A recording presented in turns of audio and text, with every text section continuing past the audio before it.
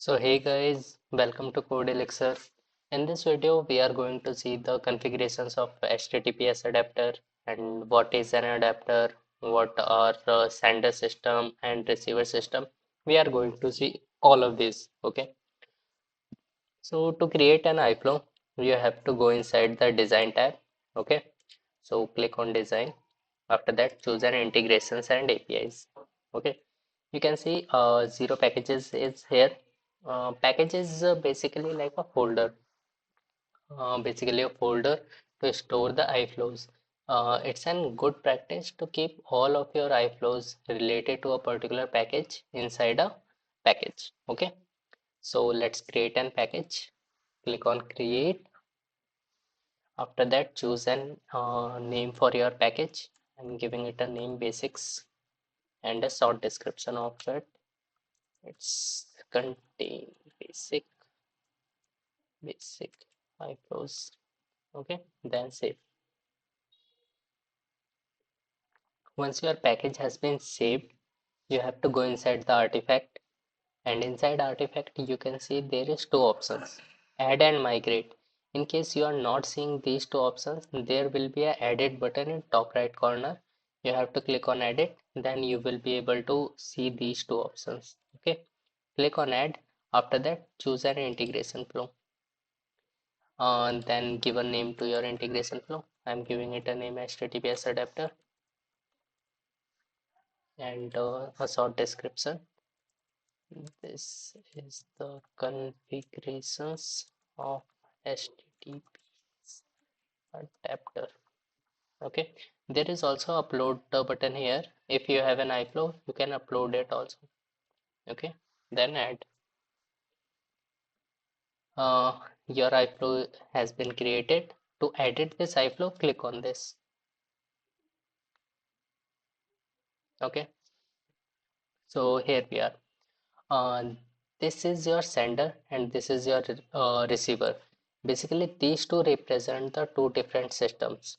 Sender is basically a system from where you are fetching your data, and receiver represent a system where you are sending your data. And in between these two, this is integration flow. Basically, this is the space where you will be performing all of your transformation logic, and the represent the starting point of your transformation, and end represent the ending point of your transformation. Okay, so to connect the sender system or receiver system with your iFlow, we uses adapter. Okay, adapter is basically a way to connect your external system with your integration flow. Okay, so to use this adapter, you have to first click on edit. After that, click on the sender system and choose the middle arrow here and drag it to the starting point. Okay.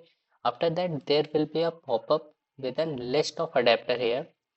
For this video, we will be focusing only on HTTPS adapter. Okay.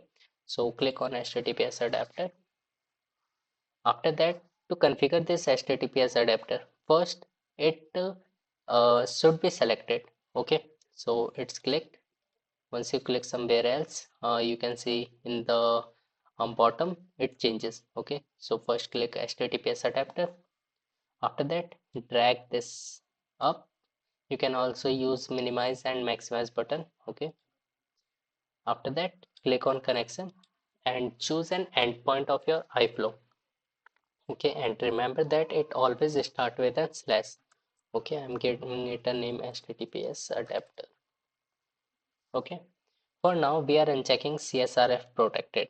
Okay, basically it's an extra layer of protection. Okay, for now we are unchecking it.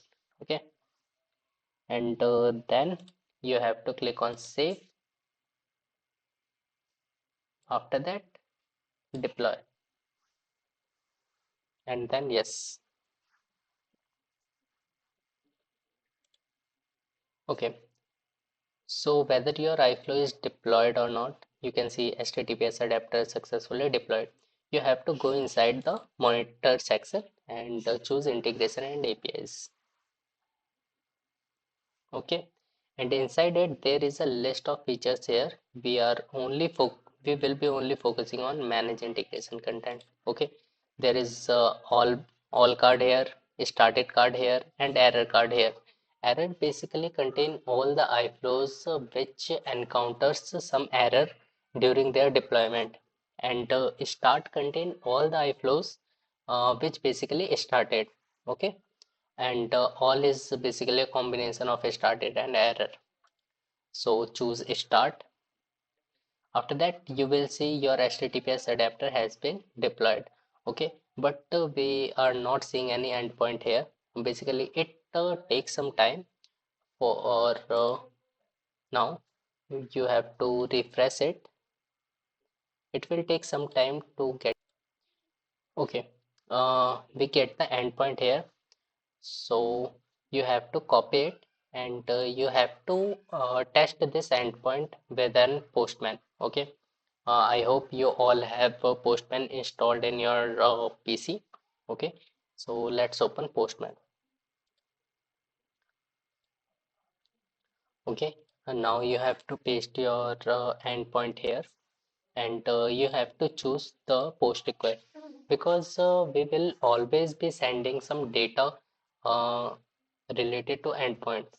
So you have to always select the post option. Okay, then body, let's give a message that is raw JSON text. Okay, give it a name, give it some message, hello there. Okay, and then set.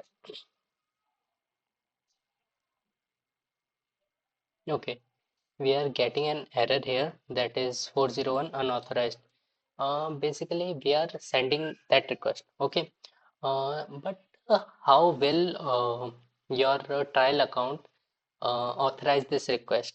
How your trial account know that you are making an authentic request? Okay, so to authenticate our request, we should have some keys or token with it. Okay, so we are going to create keys so that we can authorize our request. Okay, so to create keys, you have to go inside instance and subscriptions. Okay, inside it, come here uh, in the instances.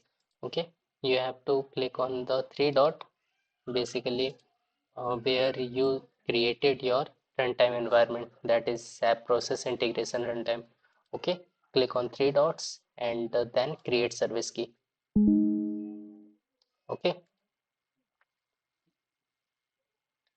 after that you have to choose a name for your keys. I'm giving it a name API key. Okay, then create your keys has been, I mean, it will take a couple of minutes to create your keys. Let's wait for now. Okay, your keys has been created. You have to click on this key.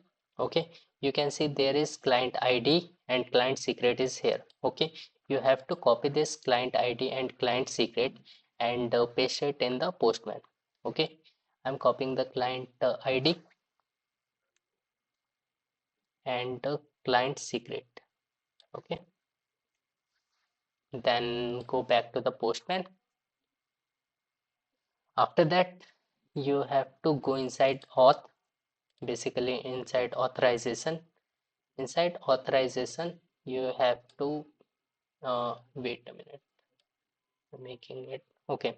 Inside authorization, you have to choose the basic auth. Okay, in basic auth, in the username, you have to put the client ID.